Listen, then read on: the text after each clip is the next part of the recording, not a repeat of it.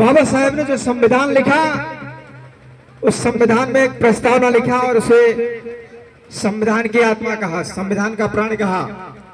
बाबा साहेब ने संविधान लिख करके इस देश का उद्धार किया।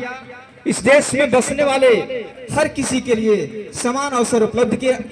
बाबा साहेब ने संविधान में लिखा कि हम भारत के लोग भारत को ये संपूर्ण प्रभुत्व संपन्न समाजवादी धर्मनिरपेक्ष लोकतांत्रिक गणराज्य बनाने के लिए तथा उसके समस्त नागरिकों को सामाजिक आर्थिक राजनैतिक न्याय विचार अभिव्यक्ति विश्वास धर्म की उपासना एवं प्रतिष्ठा तथा अवसर की समता प्राप्त करने के लिए तथा उन सब में व्यक्ति की गरिमा राष्ट्र की एकता अखंडता सुनिश्चित करने वाली बंधुता बढ़ाने के लिए दृढ़ संकल्प होकर हम सभी 26 नवंबर 1949 को इस संविधान को अंगीकृत अधिनियमित एवं आत्मार्पित करते हैं। बाबा साहेब ने संविधान में ये जो प्रस्तावना लिखा उसे प्राण कहा।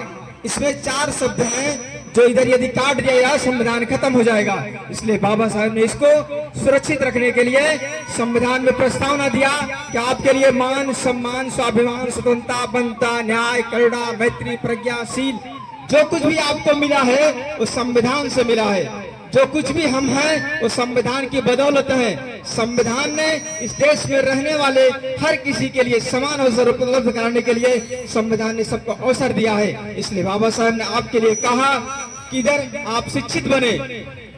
देश में जिस समय देश गुलाम था उस समय बाबा साहब ने संविधान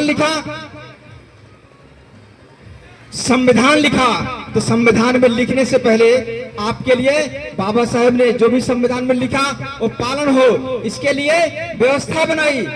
इस देश को चलाने के लिए व्यवस्था संविधान में लिखा। व्यवस्था का मतलब आपके लिए अधिकार लिखा बाबा साहब ने। इसलिए बाबा साहब ने किताब लिखी है, हमें किताब पढ़नी चाहिए। बाबा साहब ने नेशन ऑफ कास्ट लिखा, उसे पढ़ो। कि जात भेद का बीज उसे पढ़ो। बाबा साहब ने लिखा वेटिंग फॉर वीजा कि वीजा का इंतजार, उसको लिखो। बाबा साहब ने कितना संघर्ष किया। बुद्धा इज धम्मा, उसको पढ़ो जिसको बाबा साहब ने विश्व की सर्वश्रेष्ठ किताब लिखा। संविधान पढ़ो जिसको बाबा साहब ने विश्व की सर्वश्रेष्ठ किताब लिखा। बाबा साहब ने इधर इस देश की व्यवस्था को स्थापित करने के लिए संविधान लिखा। इससे पहले इतनी किताब लिखा, पूरी दुनिया में किसी ने इतनी किताब नहीं लिखी।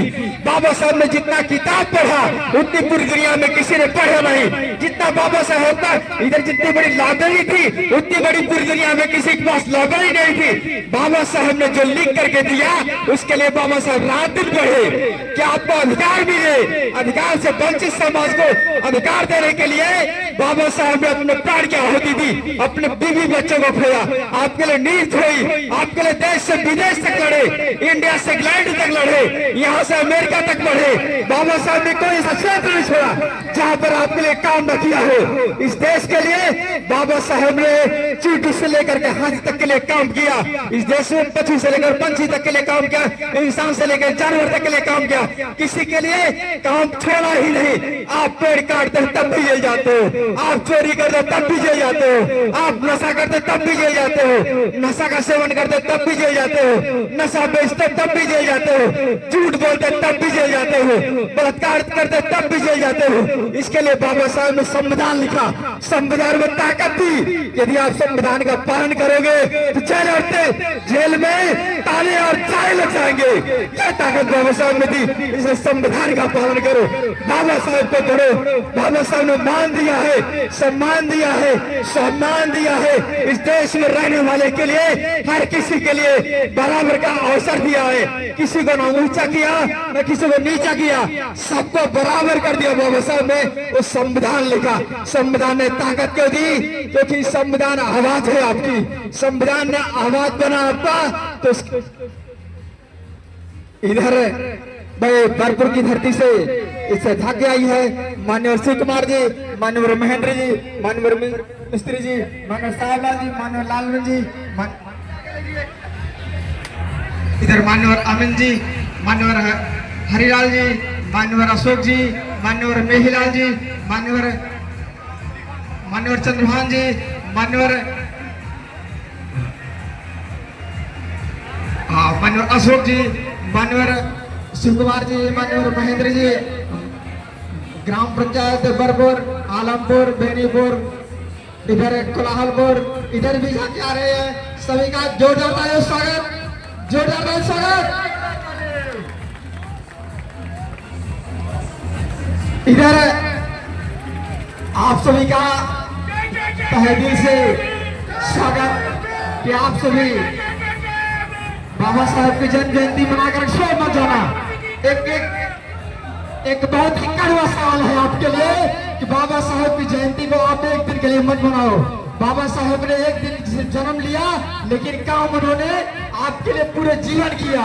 बाबा साहब ने 64 साल तक संघर्ष किया है, पैदा होने से लेकर के मरने तक बाबा साहब ने संघर्ष किया। बाबा साहब का एक भी सेकंड आपके बगैर नहीं गया है। आपके लिए इस देश में रहने वाले के लिए बाबा साहब का पल पल लड़ा है। बाबा साहब ने अपनी जान लगा दी है कि आप इस देश में कभी इधर इंसान बनो, क्योंकि इंसान नहीं समझा जाता था। बाबा साहब ने इंसान बनाने के लिए अपने प्राण की आहुति दे दी। बाबा साहब ने जो प्राण दिया है वो आपको जीवन दिया है।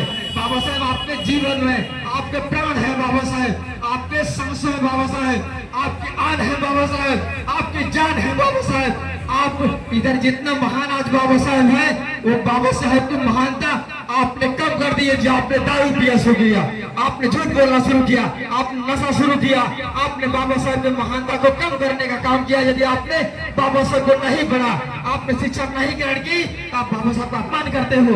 यदि आपने दारू पिया तो बाबा साहब का अपमान करते हो। यदि आप गांजा पीते हो तो बाबा साहब का अपमान करते हो। यदि आप नशा करते हो तो बाबा साहब का अपमान करते हो। यदि आप नहीं पढ़ते हो तो बाबा साहब का अपमान करते हो। इसलिए बाबा साहब का मान बढ़ाओगे, बाबा साहब का सम्मान बढ़ाओगे, बाबा साहब का सम्मान बढ़ाओगे, इसके लिए शिक्षा जरूरी है। शिक्षा, इधर माननीय संजीव त्रिपाठी जी ने बाबा साहब के वाक्य को दोहराया कि शिक्षा शेरनी का वादुद है, जो पिएगा वही बहारेगा। इसलिए बाबा साहब को मानव साहब ने पढ़ा, मानव संजीव जी ने पढ़ा बाबा साहब को। इसलिए बाबा साहब ने लेबर से लेकर के प्रोफेसर तक के लिए बराबर का अधिकार दे दिया। इस देश में आप यदि आप बाबा साहब को सच्चे दिलवाई हो,